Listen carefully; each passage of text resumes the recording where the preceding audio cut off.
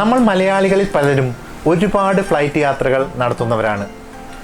ഇത്തരത്തിലുള്ള യാത്രകളിൽ നമ്മൾ ഏറ്റവും അധികം ശ്രദ്ധിച്ചിട്ടുള്ള ആളുകളാണ് എയർ ഹോസ്റ്റസ്. പക്ഷേ നമ്മൾ എപ്പോഴെങ്കിലും ചിന്തിച്ചിട്ടുണ്ടോ അവർ നമ്മളെ പറ്റി എന്താണ് കരുതി വച്ചിരിക്കുന്നത് എന്ന്? അതെ, സിംഗപ്പൂരിലെ തന്നെ അഥവാ ലോകത്തിലെ തന്നെ ഏറ്റവും വലിയ ഒരു എയർലൈൻസിൻ്റെ ഒരു എയർ ഹോസ്റ്റസ് ആണ് നമ്മൾ മലയാളികളുടെ ചില ചോദ്യങ്ങൾക്ക് ഇന്ന് ഇവിടെ ഉത്തരം നൽകുന്നത്. അപ്പോൾ നമുക്ക് കണ്ടു നോക്കാം.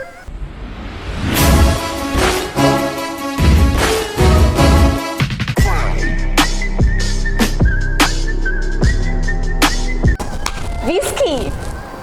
People usually ask for whiskey or beers. It's either one, and then they will have special requests like whiskey with water, whiskey with hot water, whiskey with soda and water, or whiskey with 3 ice cubes, not too big, not too small, and mixed with a little bit of water, not too much.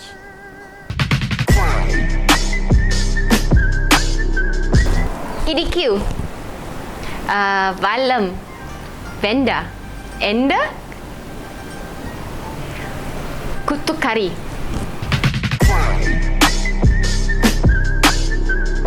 Okay, Valam is water, EDQ is sit down, Venda is no, Kutu Kari is friends. One more I said, Venda is no, I said already. One more is what? Enda is what?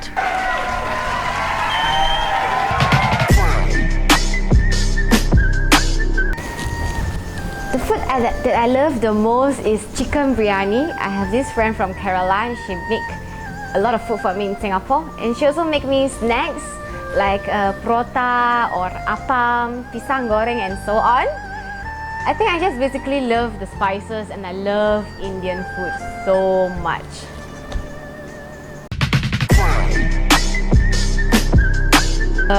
I think mostly would be sugar and creamers.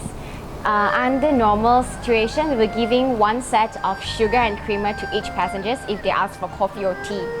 So, but for these Kochi flights or other India flights, they actually ask for more sugars. So they actually ask like 2 sets of sugar and creamers for their coffee and tea, and they even ask for more sugars, 1 to 2 packets for their yogurts as they are serving it on the train. So they ask for more sugars.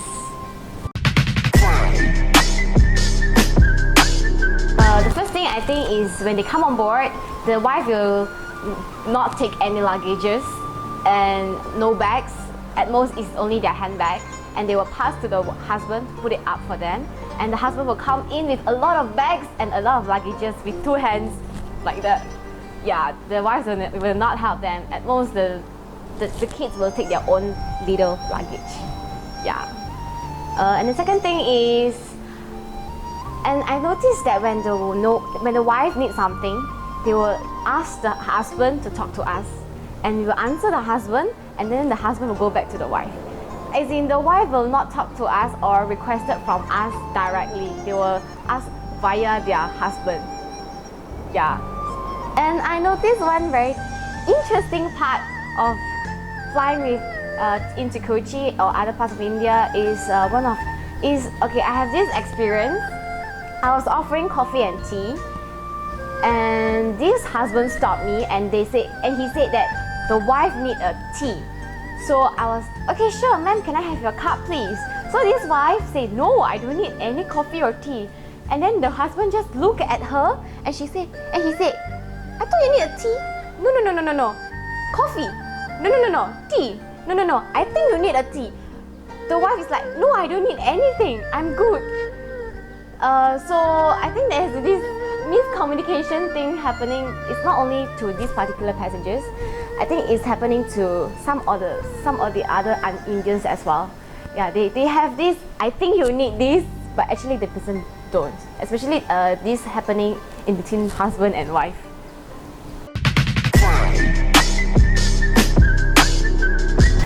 Not specifically Kochi, but other parts of India. I can remember very clearly that there's this specific guy. He's supposed to sit at emergency exit, but because he's not feeling well, and then we changed his seat to 1 row before. So After we served the meal service, suddenly he pressed the call bell. So I attended to him, and he said that he is really, really sick and really not comfortable, and he already had his medicine.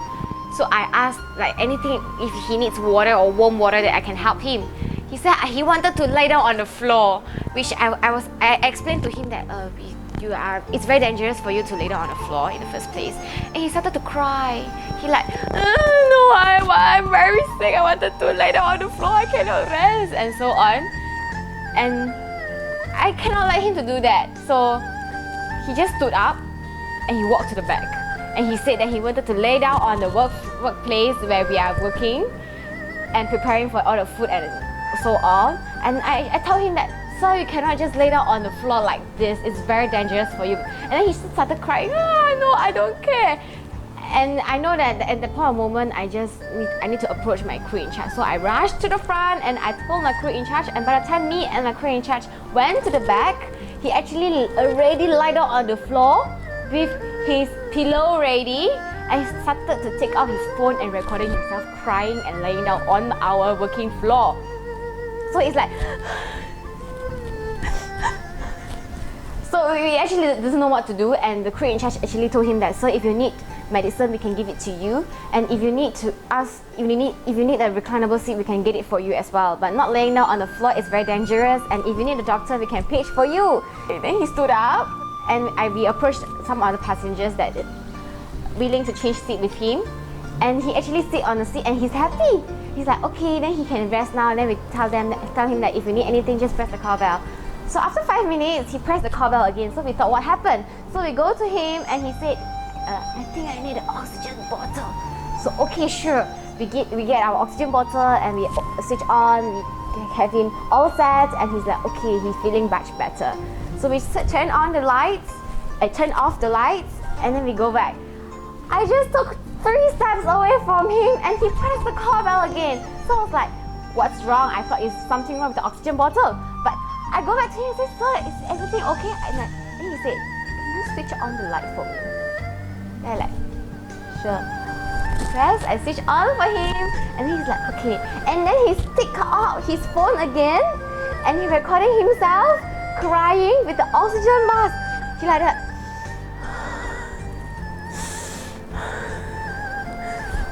And I look at him,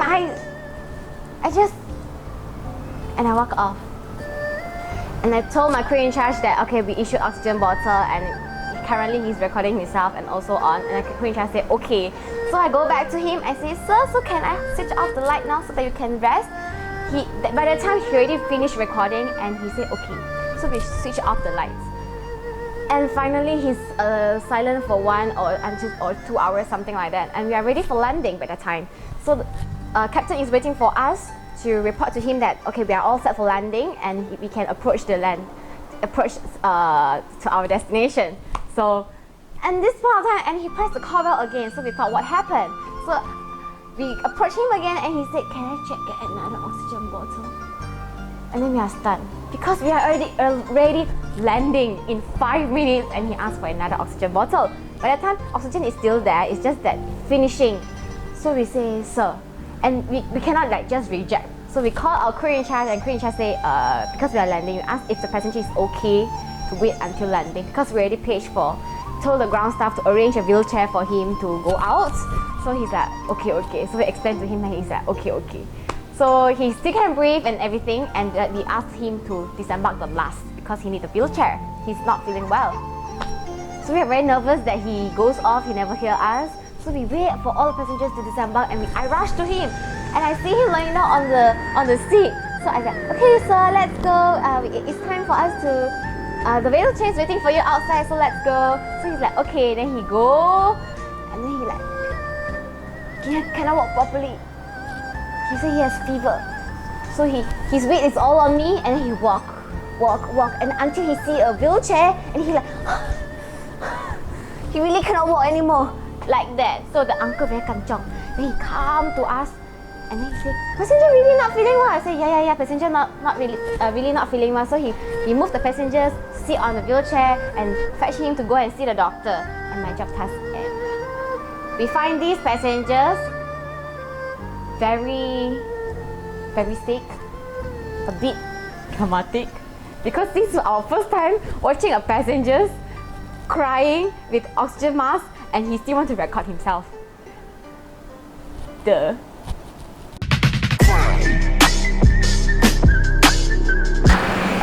Particularly for coaching flights, yeah, there's one. Because you guys like to drink, so there's this passenger, he actually asked for a lot of drinks, red wine, white wine, whiskey, vodka, gin, everything he drink. And at this point of moment, these passengers, for example, this is passengers, he draw our curtain, and then he just look at me. So from his face, I know he's looking for toilets. So I stood up and actually point to him like, sir, this is the toilet. And he goes in the toilet, he just open the door and just vomit everything out.